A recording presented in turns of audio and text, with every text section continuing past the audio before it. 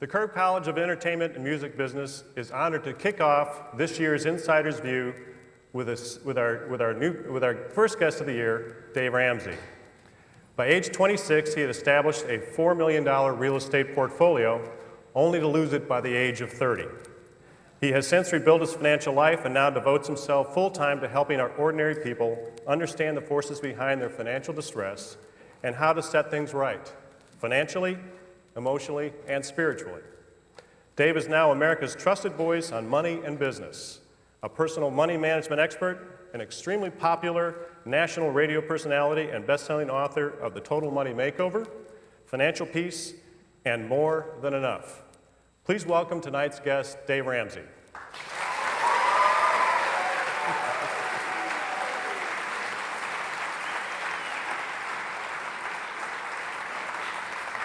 So Dave, whenever I talk with an entrepreneur about their life, it's always good to start with their story.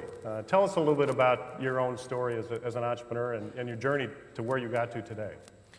Well, I do everything backwards. I started with nothing, like most people do, and I grew up over in Antioch, Tennessee, and I remember one time I used to ride my bicycle down to the local Quick Sack to get an icy and to get a Snickers bar and, just hang out and that kind of stuff. And I came in about 12 years old and I asked my dad, I said, Dad, I need some money. And he said, you don't need money, you need a job. And he said, what can you do to earn some money? I said, well, I guess I could cut some grass. Some of my buddies are doing that. And he said, good, get in the car. And I went, why? So he took me down on Nolensville Road, true story, back in the day, little printer shop, and printed up 500 business cards that said Dave's Lawns. And I said, Dad, this may be a little overkill. I just wanted an icy. But do you still have some of those cards? No, I wish I did. They're probably valuable. But I came home, knocked on the closest 50 doors in the neighborhood, and thus a business was born. So I've always been in business. So when I got out of school, met my wife Sharon, we got started, we were broke, and I started buying and selling real estate, like you said in the introduction, and I got rich. It was wild, man. I mean, it was very cool. Sometimes I hear these people say, all those rich people are miserable. We were having fun, man. I mean, we were having a blast. But I did a lot of stupid things. I didn't do anything illegal or immoral, but I was young and too aggressive, and I tried to borrow my way into success. And those debts caught up with us.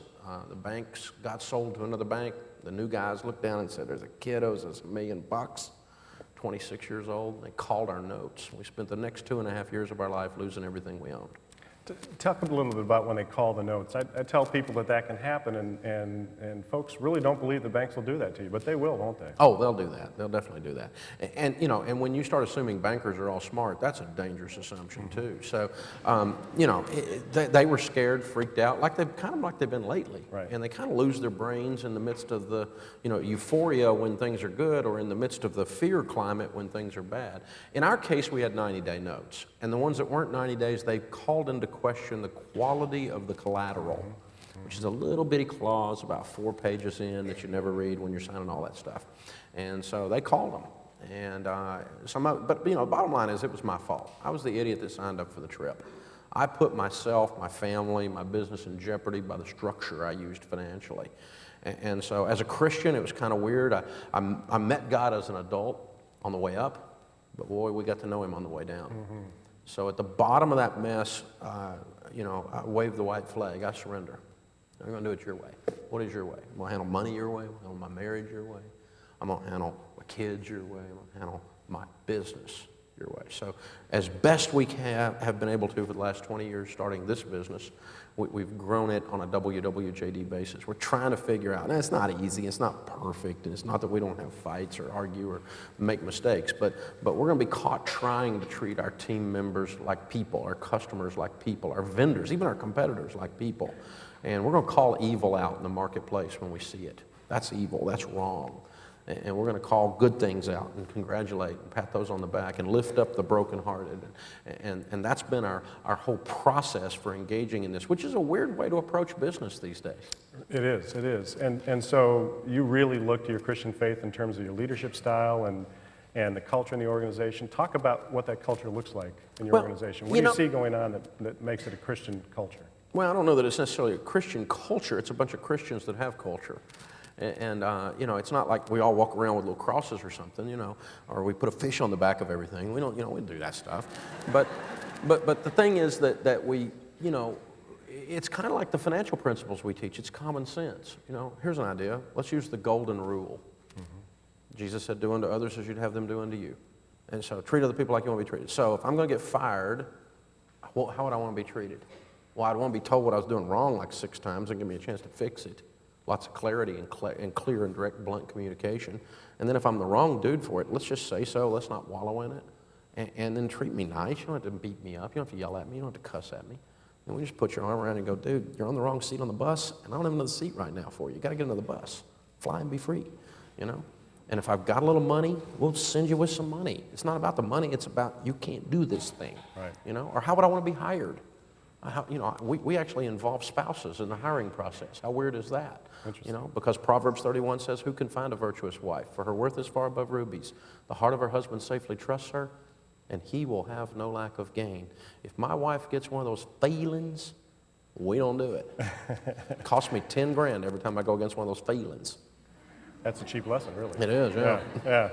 So, so you woke up one day and you said, I'm going to be a financial advisor, and that was that? Well, it kind of evolved. I think it first started as this idea of I wanted this information to solve our situation. You know, I wanted to learn how to handle money biblically and from rich people, common sense stuff that I apparently hadn't learned. And so it was personal, it was selfish, if you will. And then other people around our church kind of looked around and goes, you know, you guys didn't kill each other. How'd you do that?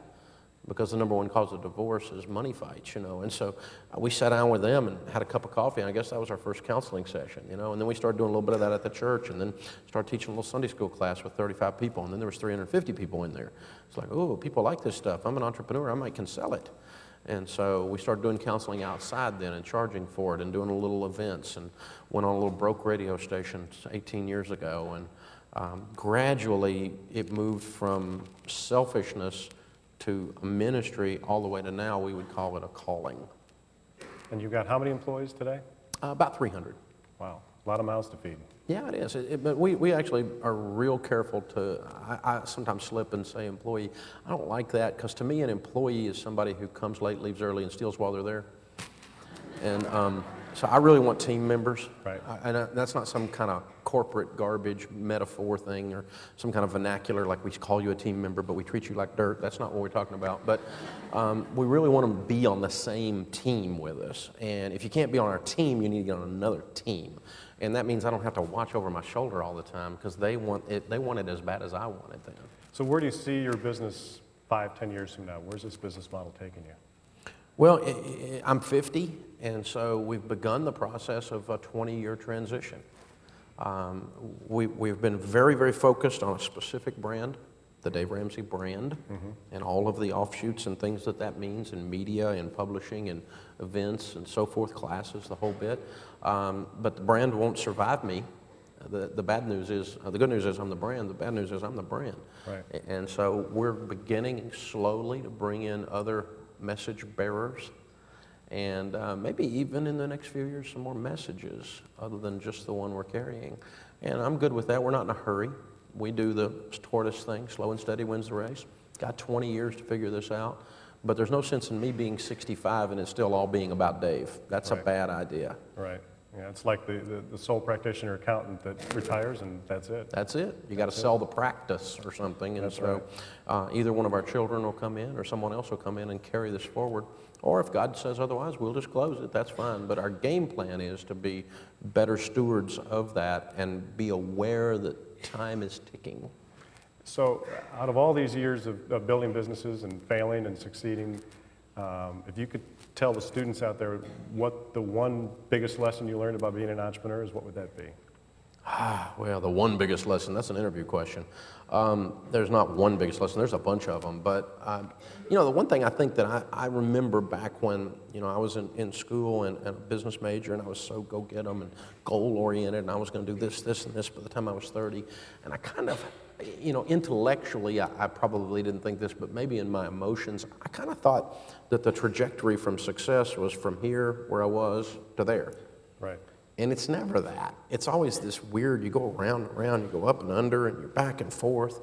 And then when you get up on the gleaming mountain of success, you figure out it's really not gleaming. It's actually a pile of garbage.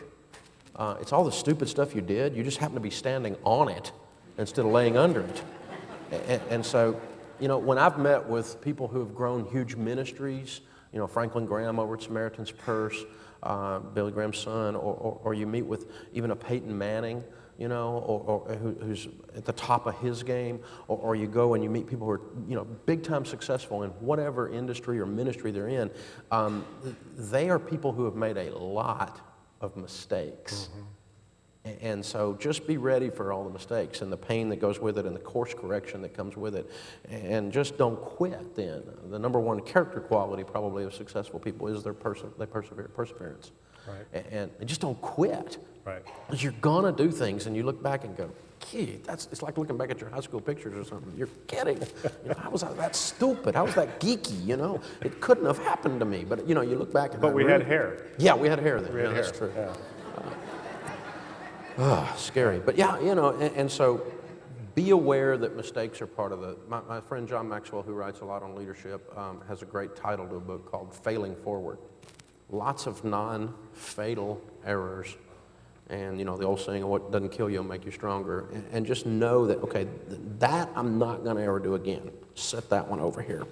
That one I'm not ever going to do again. Set that one over here. And you pile those up, and eventually you stand on enough of those, and it's called wisdom.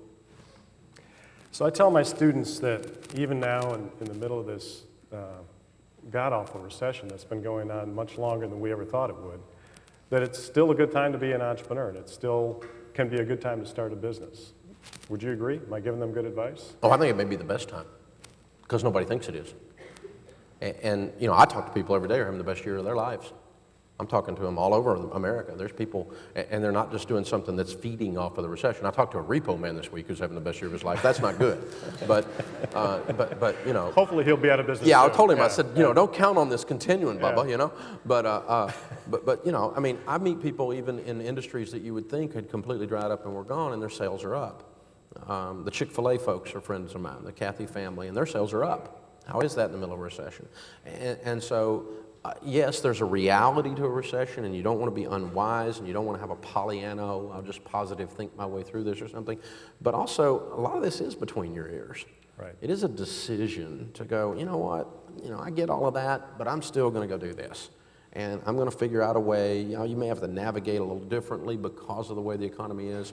When the economy's booming, any idiot can make it. I mean, a turkey can fly in a tornado, Right. you know? So are there certain segments that you tell people that are the best to go into right now, or certain types of businesses, or certain customer groups or anything like that? No, I would stay away from trying to figure out where the right thing to do is. It's like somebody saying, I'm going to go get that degree because I can make money doing it. Bad idea, because you need to have something in what you're doing that has a calling element to it, the sense of a higher calling. And you got to really want to do it, because entrepreneurism, running your own business, is a scary experience. Mm-hmm. The editor of Success magazine says that the entrepreneur is the only person who can go from sheer terror to sheer exhilaration and back every 24 hours.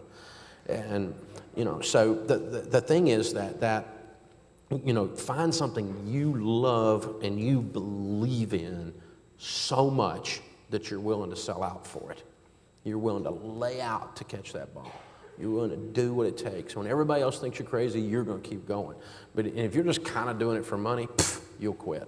Right, right. You got to have the passion. It's got to be the drive. Got to. I think too many people think that entrepreneurship is just a financial investment, and it's not. It's a life investment, really. It is, and it's the meanest boss you'll ever work for. It is. Guy's a slave driver. It is. How about in entertainment and the industry that a lot of these students are interested in? Are there opportunities there? I mean, it's an industry that's kind of going through some bumps in the road right now. Yeah, the music industry is a mess, and you know, I talked to a bunch of these music. Wait, don't tell them. Oh, that. it is.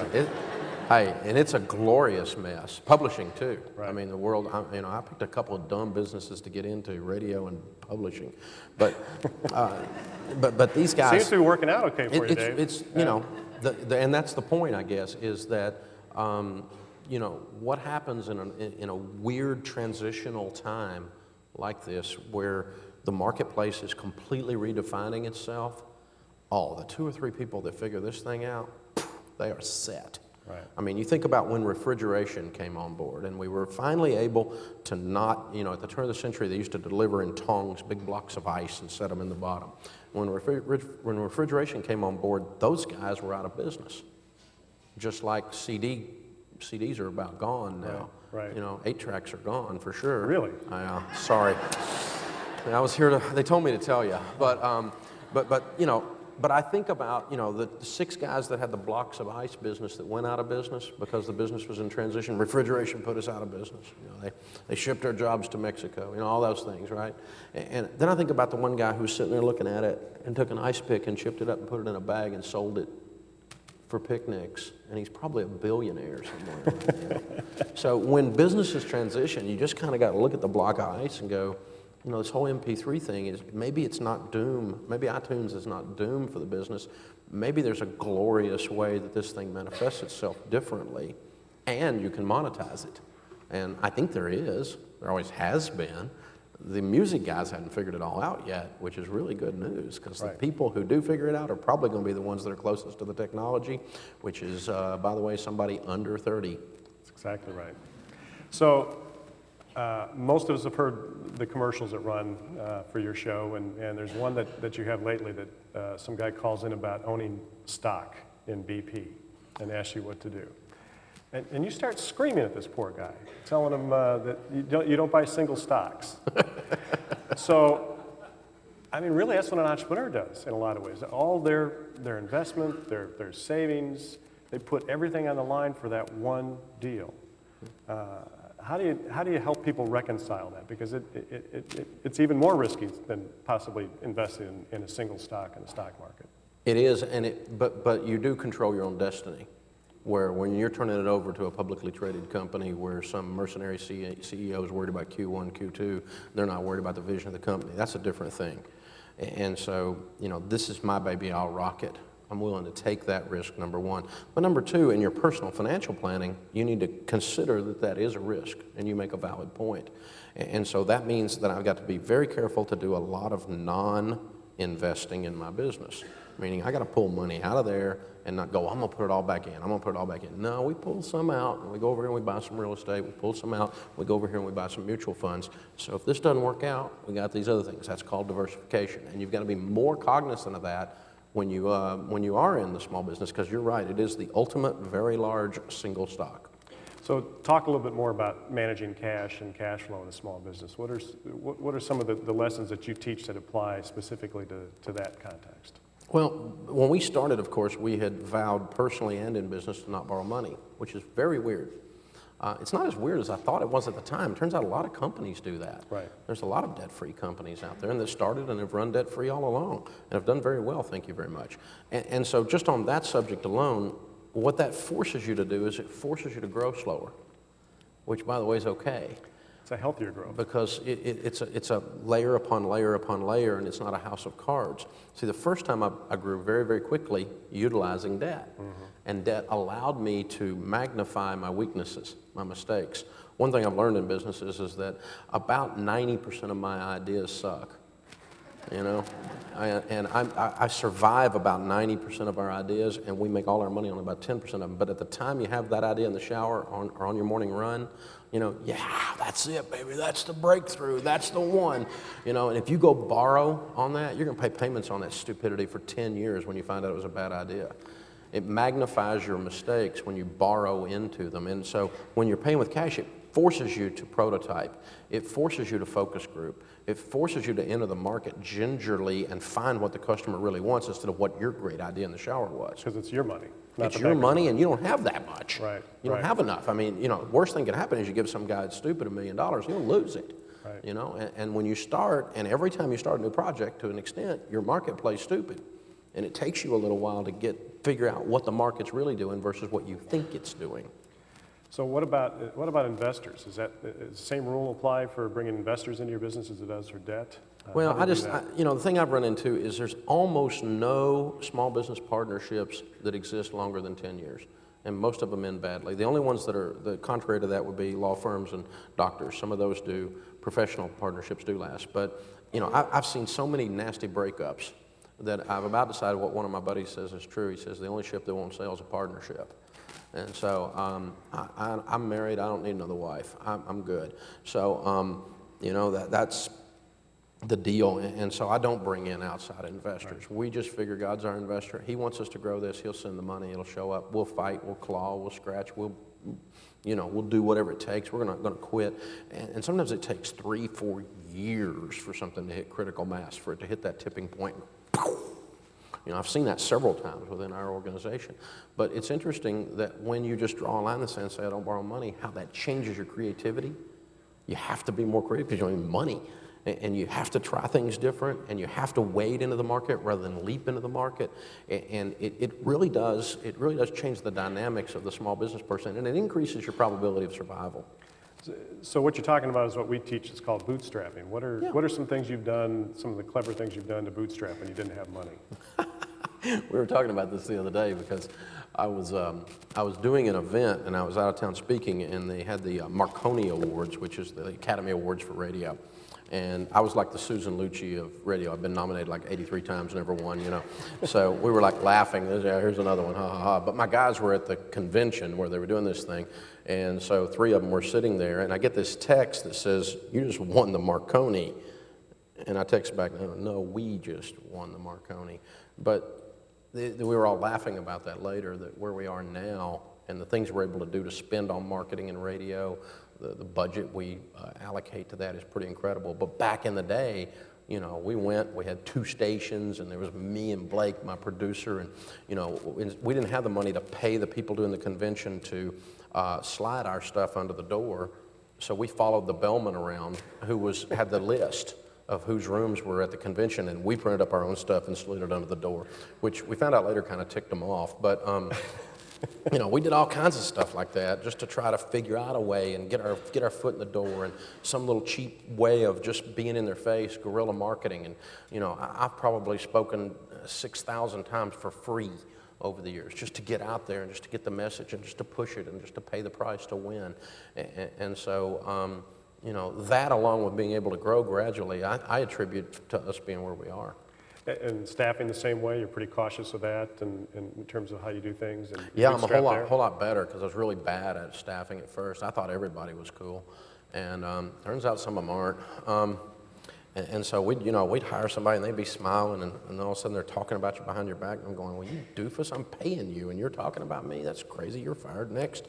And so, you know, and so we had to go through this whole thing. We created a no gossip policy, you know, and this kind of stuff in the office. And so now it's so hard to get on, because we take you through like 14 steps, and it sometimes is 4, 5, 6 interviews, the last one being the spousal interview, because we want to discover a lot about you before you come on board. Because when you're on board with us, you're family, and we're going to take care of you.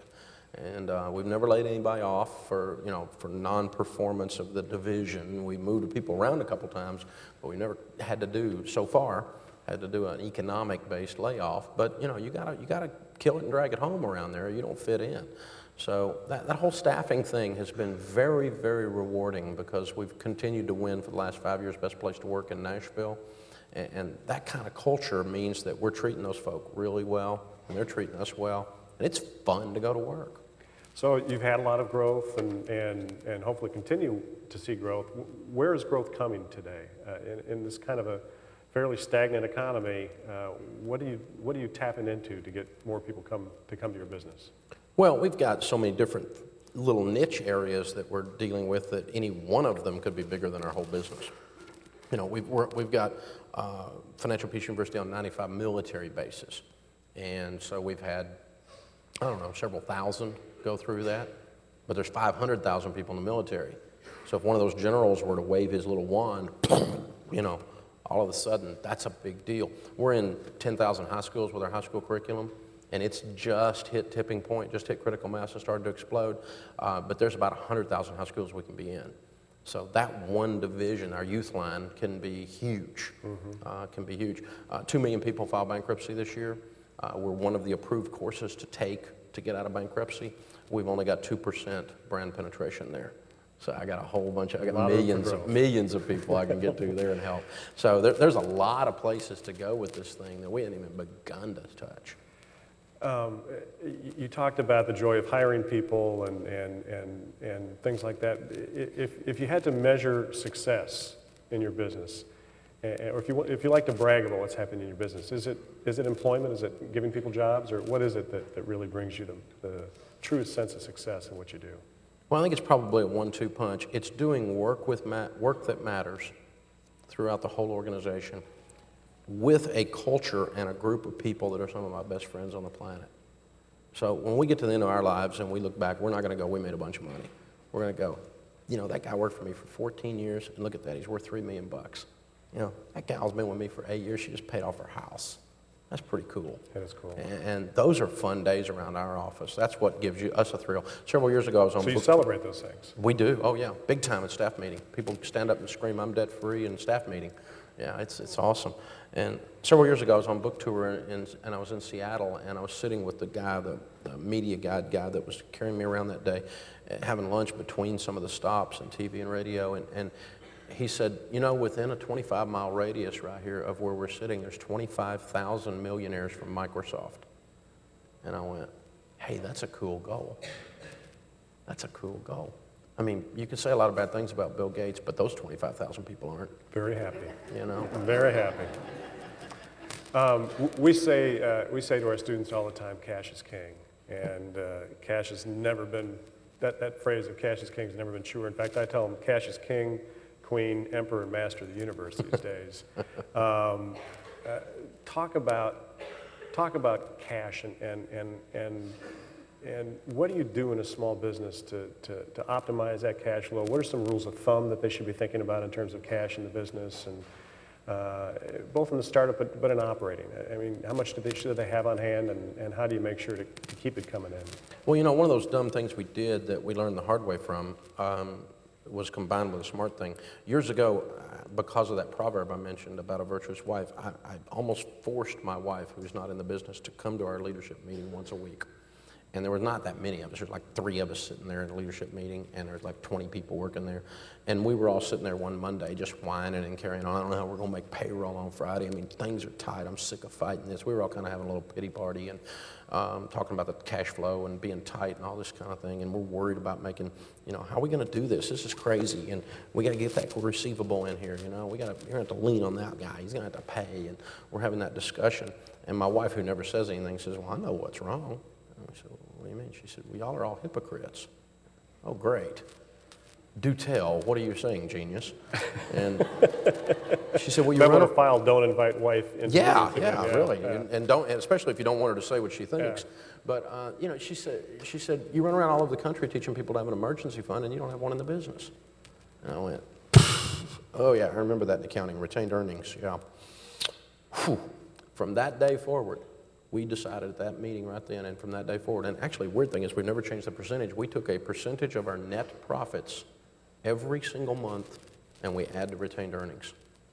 And so as the business has grown, we've grown retained earnings. So we have a huge cash position, not only for stability, and since we don't borrow money, that is our line of credit.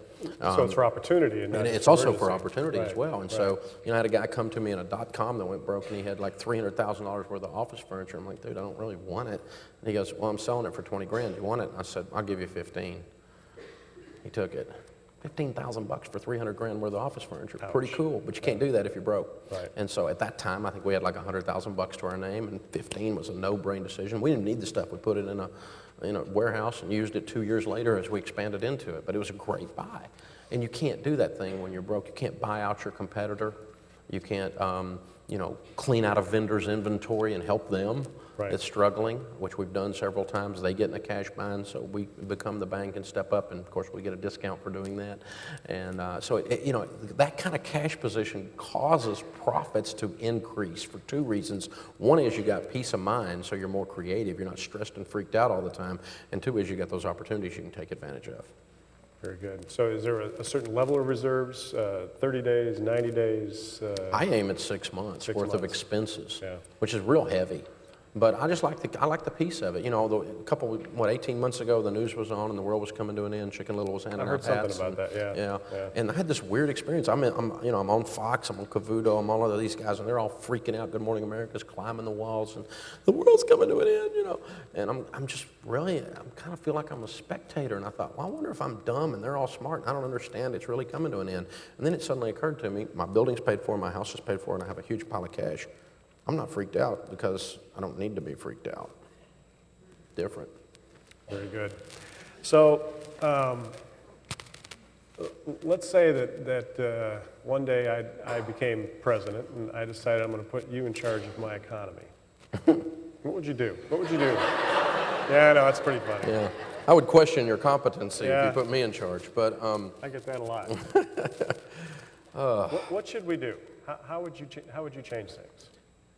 Well, you know, I mean, there's a lot of discussion about economic policy, and I studied macroeconomics when I was in school as part of getting my finance degree, and I understand all that. But I got intrigued with this about 6 weeks ago, and I started looking back, and I tried to figure out when man first started discussing economics and trying to manipulate economics from the top down, macroeconomics. Mm-hmm. And when we started putting all these curves and drawings all around the room, in a room, trying to figure out the butterfly effect of if we touch this one, what happens all the way around. Macroeconomics, the science that's less perfect than predicting the weather.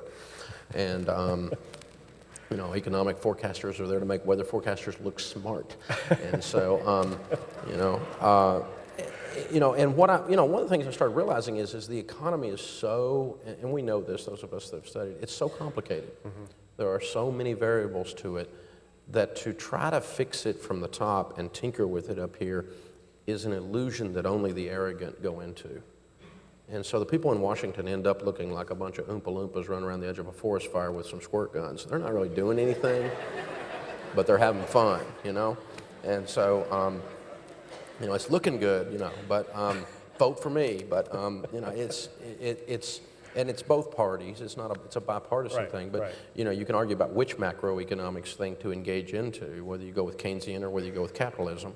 Keynesian seems to rule the day to day. But and we can argue about all that. So I don't know. I would probably start and do, like I've done in some other situations, I probably wouldn't mess with the top as much as I'd probably go down here and go, hey, let's get folks straightened out.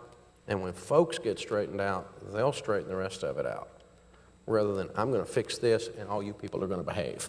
So basically, you're going to go fishing. Is that it? I'm going to put you in charge and you're going to go fishing and let things take care of themselves? In a very real sense, because I'm really convinced that part of what's stagnated the economy right now is the Republicans are wheeling the car over to this side, the Democrats are wheeling it back over to this side, and all we're doing is burning the tires off the thing. And I really think they need to just let go, let Jesus take the wheel, let it have a Carrie Underwood economy, right?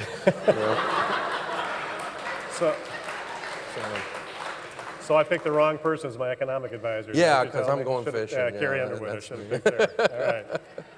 All right. So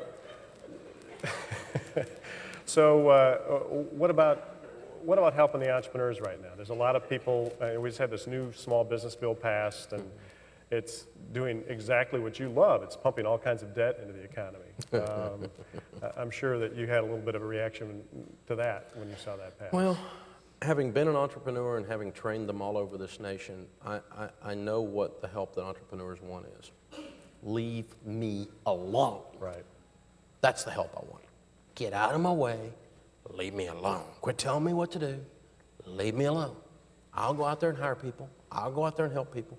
64% of the jobs in America are for businesses that are under 500 employees. Mm-hmm. Most people don't work for big companies. Mm-hmm. And so you want to stimulate and get rid of a 9.6% unemployment rate, leave the small business guy alone and quit talking out of both sides of your mouth.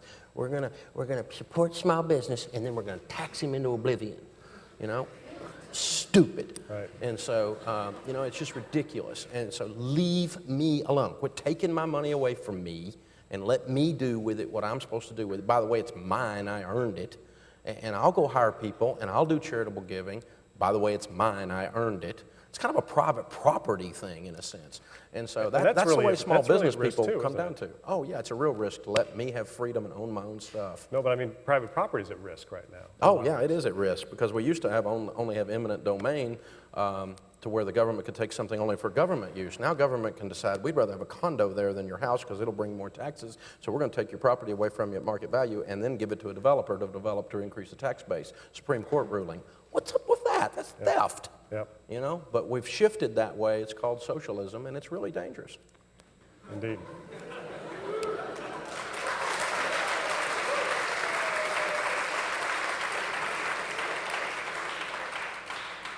All right, so you've got the job. I'll hire you for my economic advisor. That's good. So,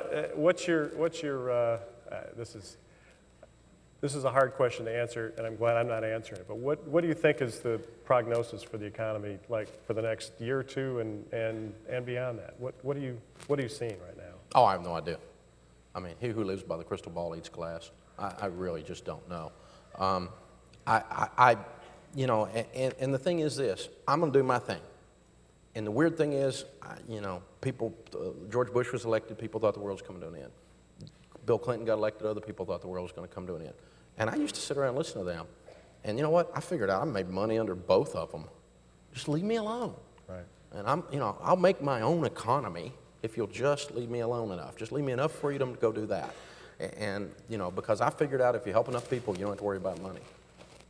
The leaving alone thing, you're right. It's something neither side wants to seem to want to do these days. And there was a new study that just came out from the SBA that showed that the cost per employee in complying with regulation has gone from $7,000 to $10,000 between 2005 and 2008. That was before we had a change in administrations. Mm-hmm. So at 20 people, those guys are spending over $200,000 a year just in regulatory compliance. Well, and let's just go ahead and add to that what it takes me to prepare my freaking tax return.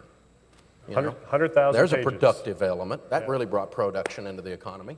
Yeah. None whatsoever. It's a totally false economy based in this stuff, unless you happen to be a CPA. But I mean, other than that, you know, it's from a business standpoint, none of those are productive dollars. They're compliance dollars to freedoms that were taken away. Now, granted, some of these people were misbehaving in the marketplace, and you know, I understand how the movement is to take care of things and to come in and so we're going to regulate this thing. But what we've got to go back, and then capitalism gets a black eye. But Novak, the great theologian, said that capitalism only exists and works when three things exist: economic freedom, political freedom, and moral restraint. And what caused this last mess is there wasn't any moral restraint. Somebody watched that old movie Wall Street and believed it and went out there and ripped people off and thought that was okay, and then they securitized it and sold it to a hedge fund. And then they called that a mutual fund. And man, it got out of hand. And so what real capitalists do is what we Christians call sanctified capitalism, which means we do the right thing. Why? Because it's the right thing. That's moral restraint. That has to be in there. Where you don't have that element in capitalism, it's not really capitalism, it's anarchy. We've kind of lost that moral restraint in our culture. In some ways, the culture has kind of said, this is okay, you can do that. And layer on top of that we seem to be trying to push capitalism and free enterprise out of the culture. Well, you know, business, people say things that was just business. Well, you're definitely right, it's just business, so do it right. Right. You know, take care of that customer. You screwed that up, give it to them for free. That's my customer service rule. If it gets to me, it's free. So do you see, are you worried about where the culture is headed as well as where the economy is headed in terms of entrepreneurship and free enterprise and business, or do you think there's enough deep-rooted sense of the American spirit that will be okay? I think people are pretty smart, and they look around, they see what's working and what's not, and even if it was their group that the thing isn't working, they're going, that really didn't work.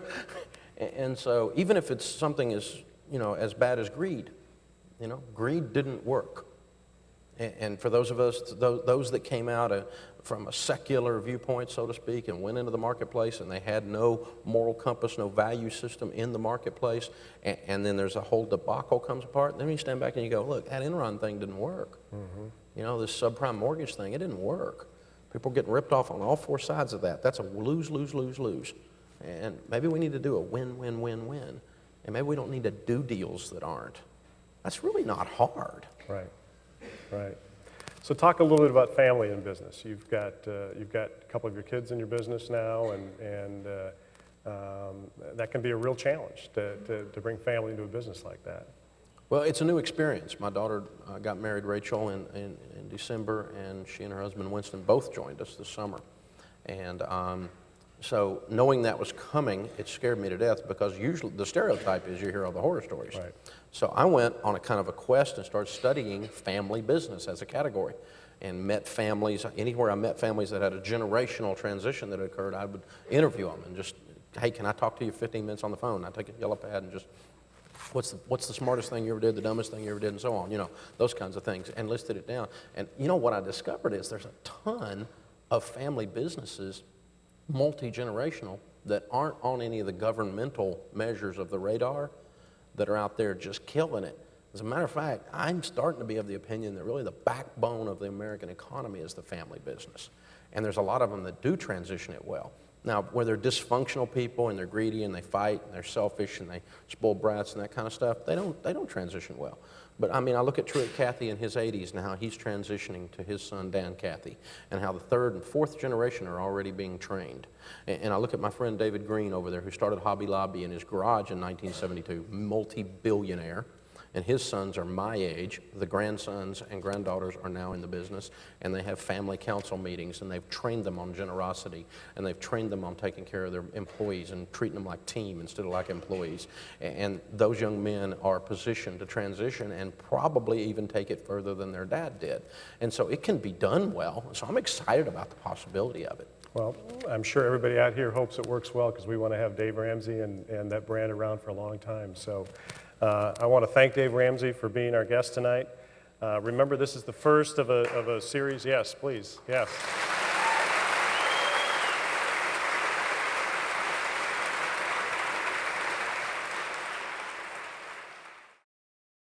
This has been a production of the Mike Curb College of Entertainment and Music Business at Belmont University and Nashville Public Television.